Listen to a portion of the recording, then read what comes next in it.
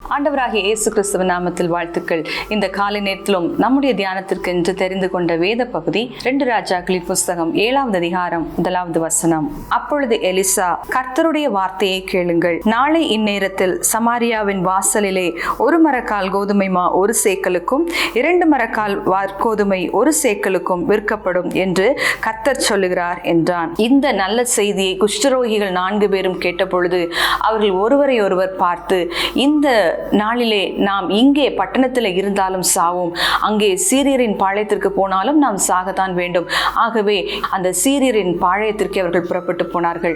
ஒரு சூழ்நிலையை பார்த்து எதிர்மறையாக இருக்கிறது என்று சொல்லி அங்கேயே தங்கிவிடாதபடிக்கு இந்த குஷ்டரோகிகள் அந்த சூழ்நிலையை மாற்றுவதற்கு அவர்களே காரணமாக இருந்தார்கள். இன்றைக்கும் இப்படிப்பட்ட நம்பிக்கையற்ற சூழ்நிலை நடுவிலே என்ன செய்வது என்று சொல்லி திகைத்துக் கொண்டிருக்கிறீர்களா? இந்த நாள் நற்செய்தி அறிவிக்கும் நாள். இன்றைக்கும் நீங்கள் மாற்றத்தை கொண்டு வர வேண்டும். நாமே மாற்றமாக மாற வேண்டும். முயற்சியை எடுக்க வேண்டும்.